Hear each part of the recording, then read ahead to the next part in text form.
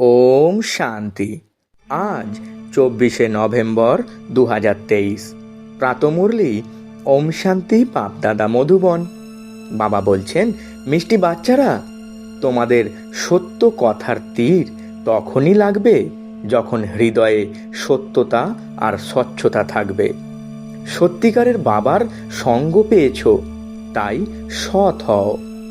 প্রশ্ন, তোমরা বাচ্চারা হলে স্টুডেন্ট, কোন কথা তোমাদের অবশ্যই খেয়াল রাখা উচিত? উত্তরে বাবা খুব সুন্দর করে আমাদের সকল বাচ্চাদের বোঝাচ্ছেন। বাবা বলছেন, কখনো কোনো ভুল হলে সত্য বলো, সত্যি বললেই উন্নতি হবে। তোমাদের নিজের সেবা অন্য কাউকে দিয়ে করানো উচিত নয়। যদি এখানে সেবা নেবে তো ওখানে করতে হবে। তোমরা হলে স্টুডেন্ট, ভালো করে পড়ে অন্যদের পড়াও, তাহলে বাবা খুশি হবেন। বাবা প্রেমের সাগর, ওনার ভালোবাসা এমন যে বাচ্চাদের পড়িয়ে উচ্চ পদ প্রদান করেন। গীত, কে এই সব খেলা রচনা করেছে? ওম শান্তি। আজকাল সমাচার আসে যে আমরা গীতা জয়ন্তী পালন করছি। এখন গীতার জন্ম কে দিয়েছে? এসব হলো টপিক বা বিষয়। জয়ন্তী যখন বলা হয়েছে তখন জন্ম তো অবশ্যই হয়েছে, তাই না? একে বলা হয় শ্রীমদ্ ভগবদ্ গীতা জয়ন্তী। তাহলে অবশ্যই তার জন্মদাতাও চাই, তাই না? সকলে বলে শ্রীকৃষ্ণ ভগবানুবাচ, তাহলে তো কৃষ্ণ প্রথমে আসে, গীতা পিছনে চলে যায়। তাহলে গীতার রচয়িতাকে তো অবশ্যই চাই। যদি কৃষ্ণকে বলা হয় তাহলে প্রথমে কৃষ্ণ, পরে গীতা আসা উচিত। কিন্তু কৃষ্ণ তো ছোট বাচ্চা, সে গীতা শোনাতে পারে না। এটা প্রমাণ করতে হবে যে গীতার জন্মদাতা কে। এ হলো অতি ক্রুদ্ধ রহস্যপূর্ণ কথা।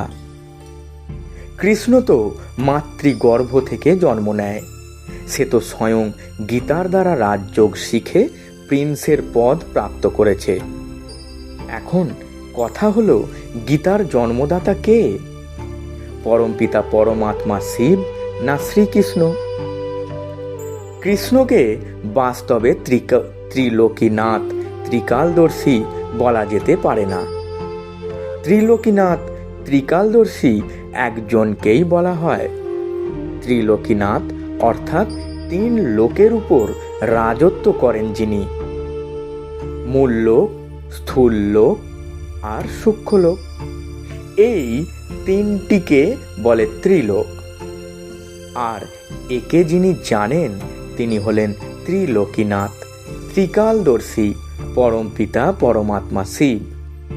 এই মহিমা ওনার, নাকি কৃষ্ণের? কৃষ্ণের মহিমাও আছে, 16 কলা সম্পূর্ণ, সর্বগুণ সম্পন্ন। শ্রীকৃষ্ণের তুলনা হয় চন্দ্রমার সাথে।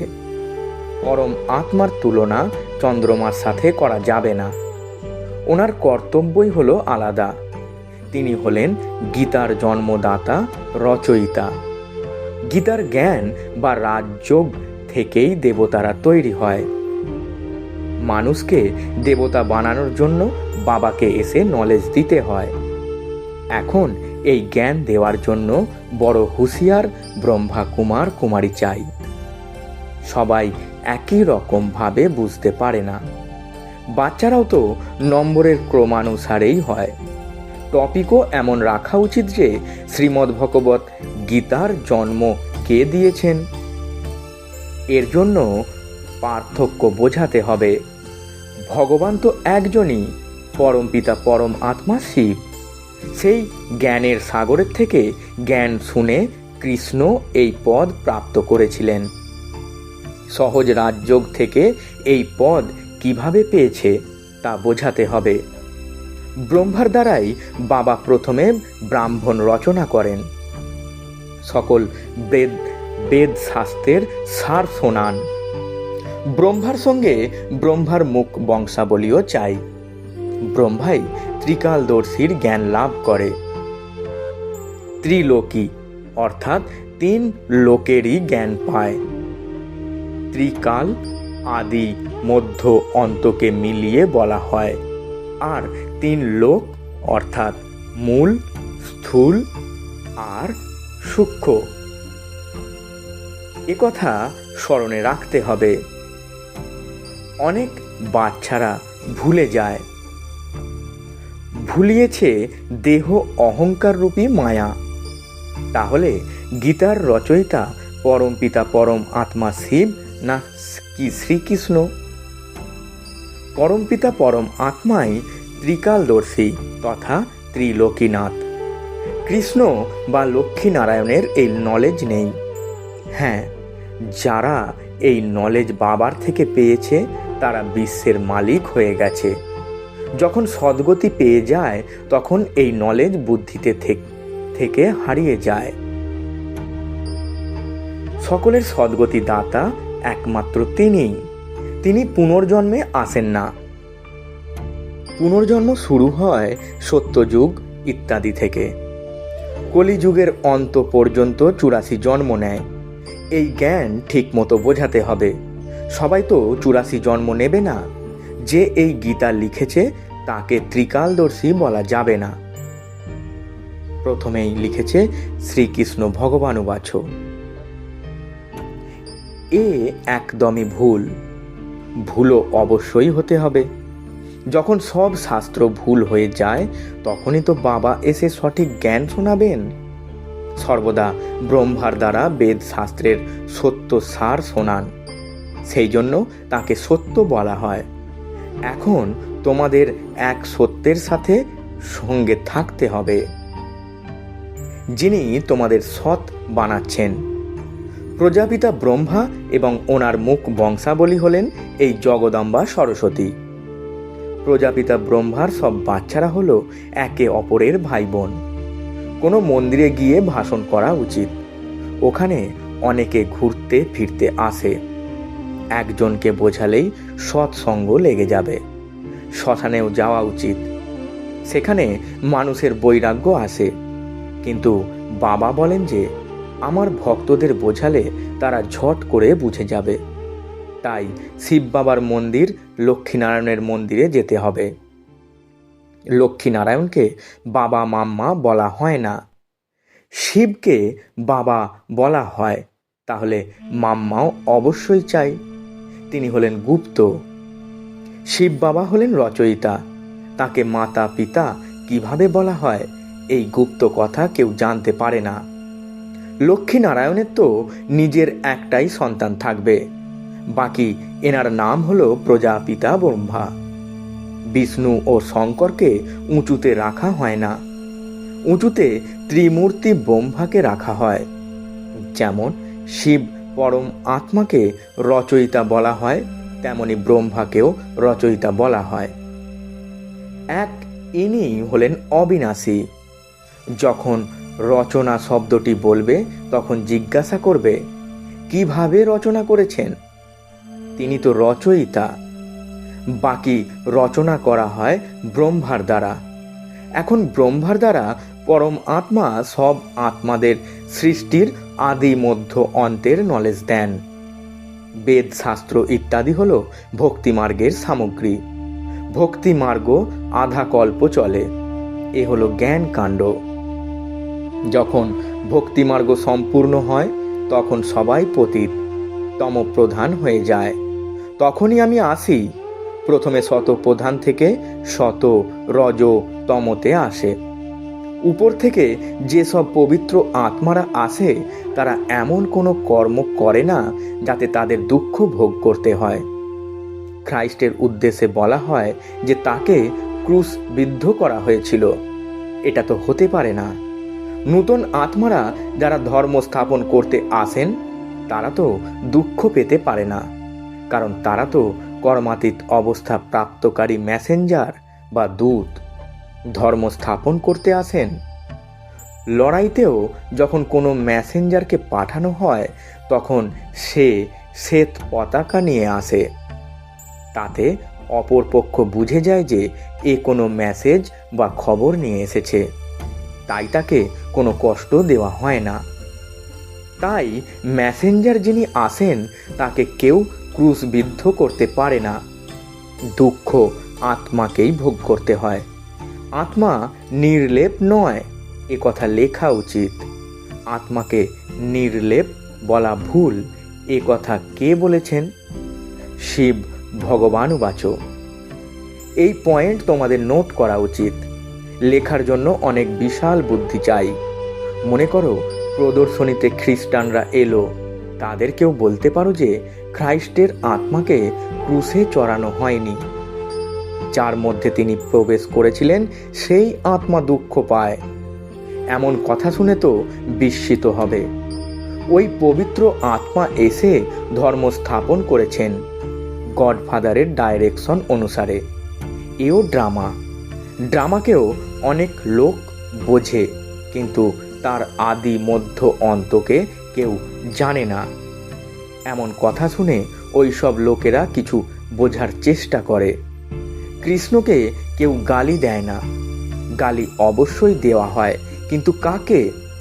শিবকেও নয়, এই সাকার ব্রহ্মা বাবাকে। বাবা তো টিচার, পবিত্র আত্মা, আর ইনি মানে ব্রহ্মা বাবা হলেন অপবিত্র। এখন পবিত্র হচ্ছেন। যে বুঝবে সে কোনো সংশয় প্রকাশ করবে না।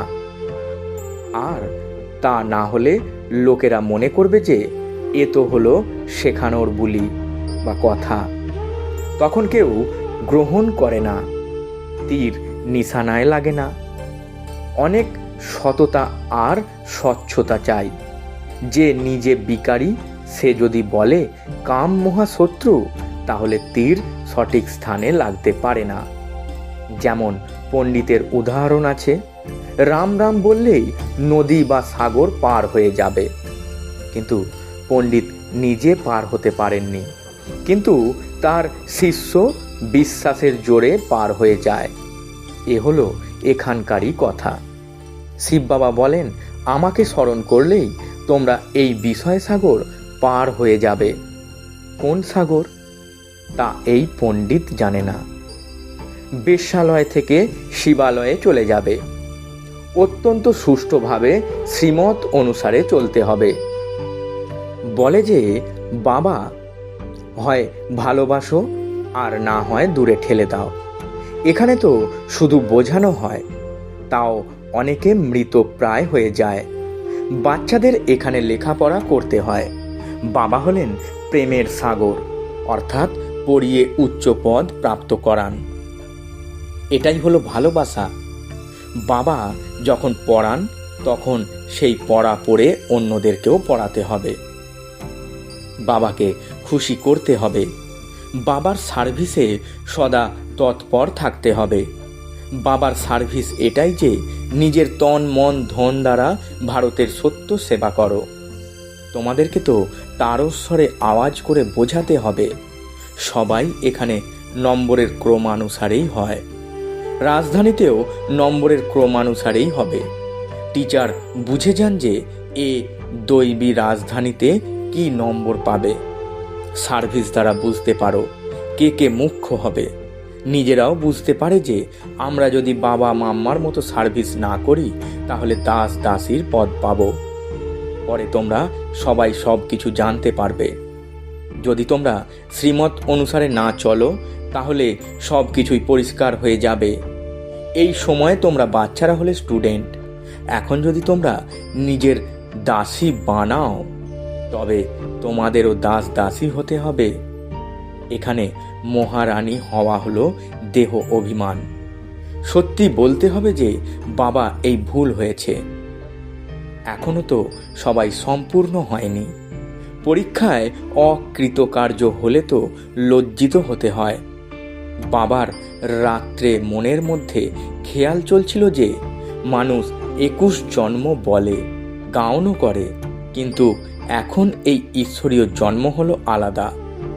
8 জন্ম সত্যযুগে, 12 জন্ম ত্রেতায়, 21 জন্ম দাপরে, 42 জন্ম কলিযুগে।